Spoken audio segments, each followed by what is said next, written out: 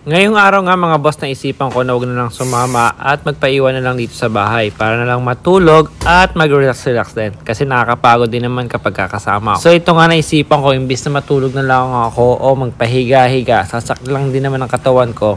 Kaya naisipan ko na maglinis na lang at maglaban na lang dito sa aming bahay. So syempre gagawa naman tayo ng trabahong bahay naman ngayon or mga gawaing bahay. At bago nga pala ako mag-umpisa maglaba, ito nga naghahanap muna ako dito kung ano ba yung lulutuin ko para sa araw na to. Dahil mag-isa lang naman din ako dito, ito may nakita ako dito na pork na buto-buto. So yan, i-defrost ko lang to, then tingin tayo dito kung anong meron, may mais dito. So alam nyo na kung ano yung lulutuin natin. Wala pa akong gulay dyan, so mamaya na lang ako bibili. Kung wala man ako mabili, kukuha lang tayo sa kapitbahay. So ito nga, pinrepare ko na dito yung mga gagamitin ko para sa paglalaba. Dahil ito yung paraan na nakita ko sa misis ko kung paano siya naglalaba. So ayan nga, yun ako muna dito yung mga puti and pakusot-kusot lang ng konti para naman syempre pag uwi ng misis ko. Good shot tayo, hindi tayo pahihiga-higa, baka mamaya mabigyan pa tayo ng premyo pag uwi ni misis. Isinabay ko na nga rin palang linisin dito yung filter ng aircon kasi medyo marumi na rin talaga. Sa puntong ito, tapos na nga pala ako dito maglaba at naglinis na nga rin pala ako dito ng electric pan. Ito, pinaprepare ko naman ngayon itong pressure cooker kasi magluluto na nga ako dito ng nilaga. Bali, ang oras dito is around 1 o'clock na siguro. Medyo natagalan din ako kasi nga nagbibideo pa ako. Kaya ito. So, ito nga palalambutin ko na dito yung karne. Siguro mga around 15 to 20 minutes. Hiniwa ko na nga rin pala dito yung mga sangkap na gagamitin para sa nilaga. Hindi na nga pala ako nakabili sa labas kasi medyo tanghali na. Kaya nga pumunta na lang ako doon sa kapitbahay ko, doon sa ate ko. So may nakita ako doon cabbage, potato at saka yung carrots. So ito kinuha ko na nga at hiniwa-hiwa ko na rin. Then meron lang kasi ako dito na mais. At dahil nga tapos na ako mag-prepare at maghugas, na dali-dali na rin ako ditong naligo. At chinek ko na nga rin pala dito yung karne kung malambot na. Siguro mga 20 minutes na rin yung nakalipas dyan.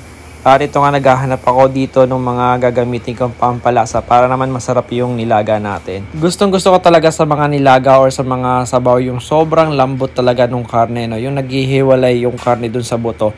Lalong-lalo na kapag yung beef yung gamit mo. Bali, nilagay ko na nga pala dito yung mga gulay na gagamitin ko para sa nilaga. Pinagsama-sama ko na yan dyan. Then, tinimplahan ko lang din dito ng asin at saka nung patis. So, haliwin lang natin to. So, pakukulang ko lang to ng konti. Then, ilalagay ko na lang din dito yung gulay. So, panghuli natin ilalagay dito yung cabbage. Alam nyo ba na isa sa nagpapasarap sa mga nilaga is yung may sausawan kayo na patis na lalagay nyo ng kalamansi and siling labuyo or yung pula na sili.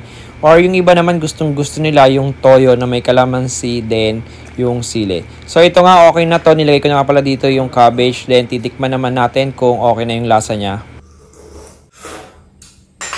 Grabe, sarap. Bali mamaya na ako kakain kasi magbabayad pa ako ng bills. Anong oras na rin? Mag-2 o'clock na. So yan, nakalak na to. So ayan mga boss, nakatapos na tayo ng gawaing bahay at nakapagluto na rin ako. Bali, alis na nga muna ako at hindi na muna ako kakain. So, pagbalik na lang ako kakain dahil nga may hinahabol pa ako anong oras na rin. So, magbabayad lang muna ako ng bills at ito nga yung labas, no? Medyo masama ang panahon ngayon.